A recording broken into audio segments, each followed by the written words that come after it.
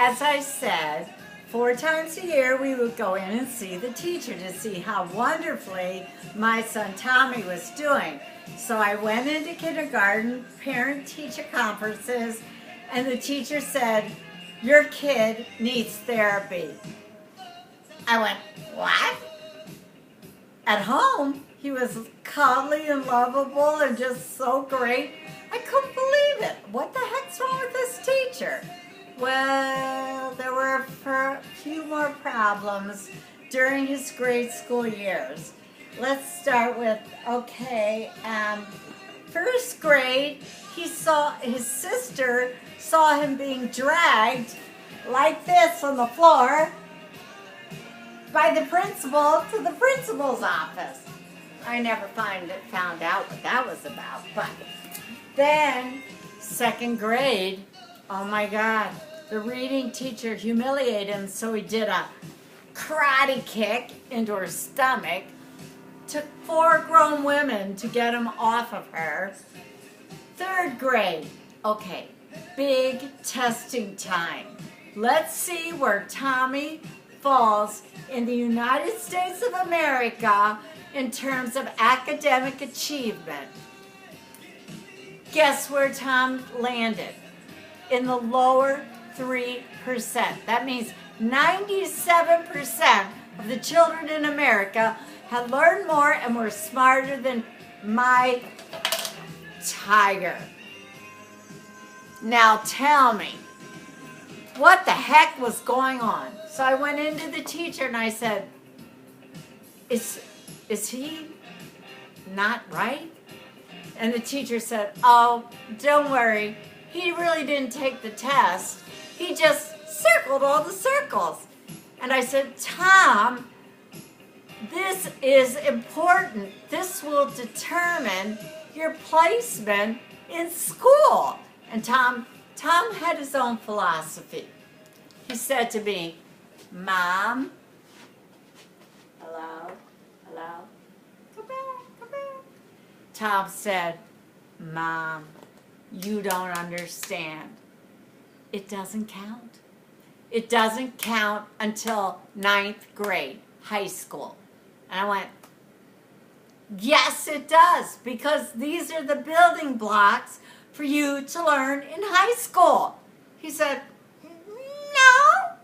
No, it doesn't. He had a certain way about him that I thought he'd grow up to be an attorney. Let me give you an example. Tom, his logic to me. "Tommy, put on your coat.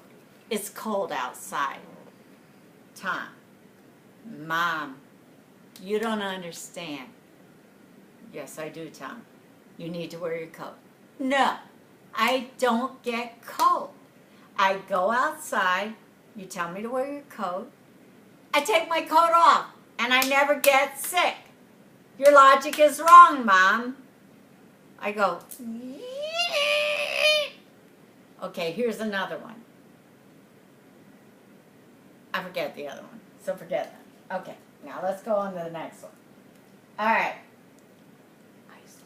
4th grade. Who turns up at my door but Tommy with a police officer? Thank God he was only in 4th grade, or he'd be going to juvie. That's juvenile hall.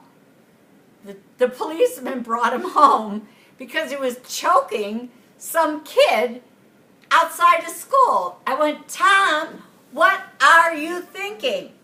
And he goes, I never got an explanation for that one. Well, anyway, so it continued in 5th, 6th, 7th, 8th grade. He goes, "Mom, don't worry. In 9th grade, I'm going to pull it together. I'll change. That's when it counts." I said, "It counts now. You're building blocks for the future." He wouldn't take algebra. I said, "Take algebra." He said, "No, I don't want to." So anyway, 9th grade comes around. My tiger has grown up. My tiger has grown up. Isn't he adorable? Okay, so we're in 9th grade. I go to the parent-teacher conferences. I say, with my head down, knowing that it's not going to be good, the teachers go, this kid is fabulous. This kid is so smart. He adds to class discussion with insight that very few children have. This kid is brilliant. This kid is so polite and well behaved. And I'm going, you little stinker. He said it doesn't count till 9th grade. And he pulled it together in 9th grade. But what he put me through until 9th grade was crazy. Anyway, let me say that Tom graduated with honors, 3rd in his class, had tons of friends, was on the golf team, on the tennis team. He was fabulous. He had completely turned himself around. He was in the gifted programs. He tested out of college programs. Do you believe, what would you do with a kid like that? From kindergarten to 8th, and then 9th grade, he turns himself around. He drove me crazy. But anyway, I was so proud of him. He was the best kid in the world. He had tons of friends. He was everything I ever wanted him to be. But he did it on his own terms. Sometimes you have kids like that. Then he went to college. I said, let's get him at University of Wisconsin so he meets a girl and marries a girl who lives in Wisconsin so that we can keep our family together. So he meets the love of his life, Sarah Turcott.